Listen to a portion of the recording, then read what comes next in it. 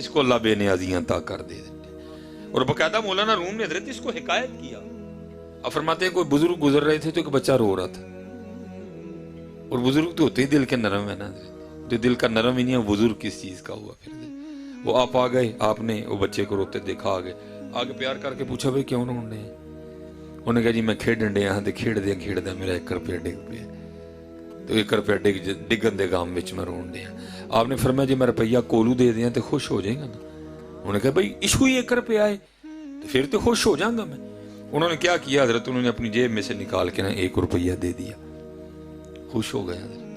हाँ भी बड़े खुश हुए कि चलो जी मैंने किसी को खुश कर दिया, क्योंकि बहुत बड़ी नेकी है किसी को खुश करना। वो आप नमाज पढ़ने के लिए मस्जिद में तशरीफ ले गए, जो नमाज पढ़ के वापस आए ना तो बैठा फिर रो रहा था। आपने फरमाया भाई हूं क्यों रोन डे? तेन पूछया सी, तू क्या जी खेड़दे रुपया गुआच गया। मैं कहा जी कोलू दे दिया तो तू ठीक हो जाएगा। उन्हें कहा जी इशू ही रुपया है, तो रुपया लब जे गल खत्म, मैंने रुपया दे दिया अब क्यों रो रहा है?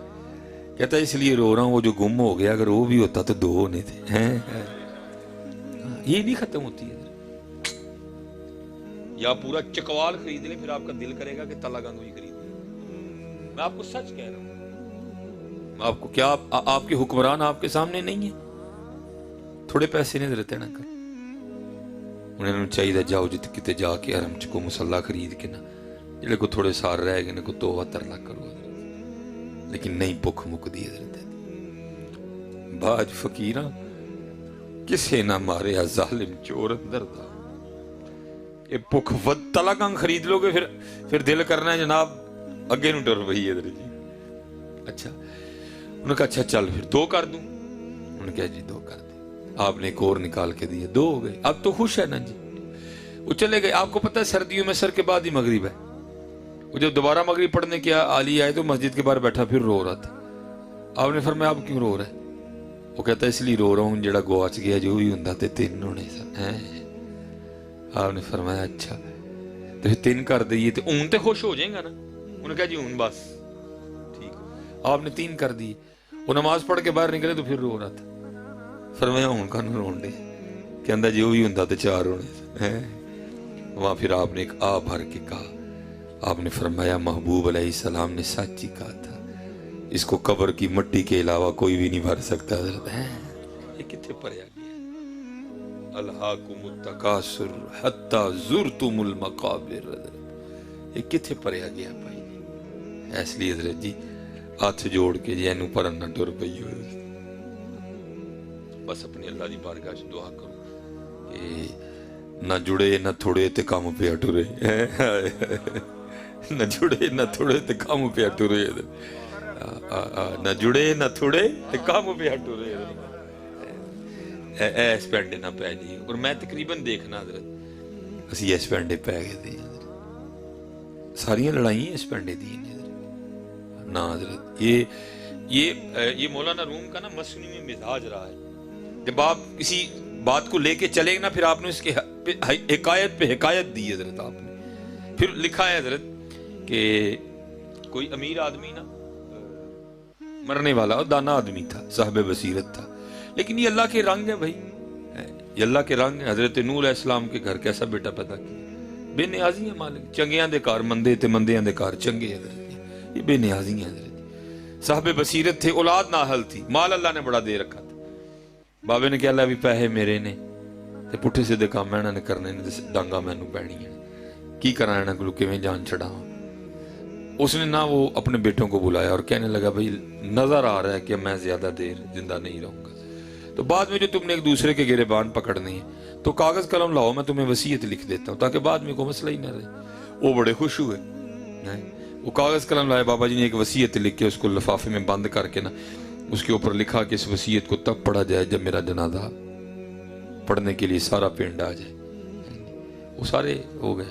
फिर एक और लिखी, उसके ऊपर लिखा कि इसको तब पढ़ना जब सारे मेरा जनाजा पढ़ लें। वो 1-2 दिन बाद बाबा जी का इंतकाल हो गया। अब बाबा जी भी अमीर आदमी थे, और आपको पता है जो हमारा मिजाज है हजरत, गरीब के जनाजे पे जाता कोई नहीं, अमीर के जनाजे से रहता कोई नहीं हजरत। वहां भी इसी तरह हुआ, सारा गांव इकट्ठा हो गया।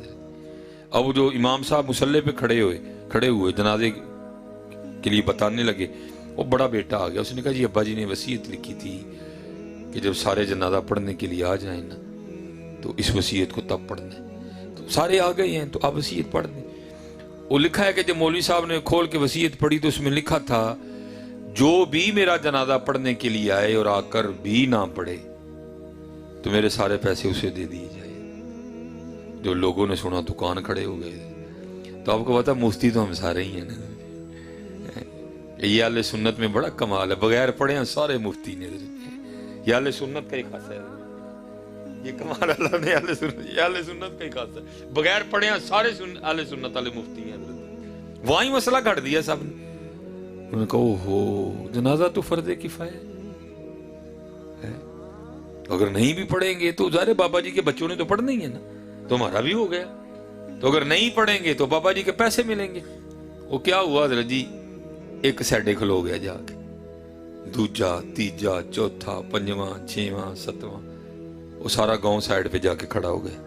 اب رہ گئے مولوی صاحب اور بابا جی کے بچے.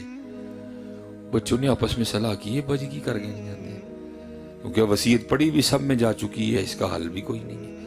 بس یہی ہے کہ اگر ہم بھی وہاں جا کے کھڑے ہوں تو تھوڑا سا ہمیں بھی مل ہی جائے گا.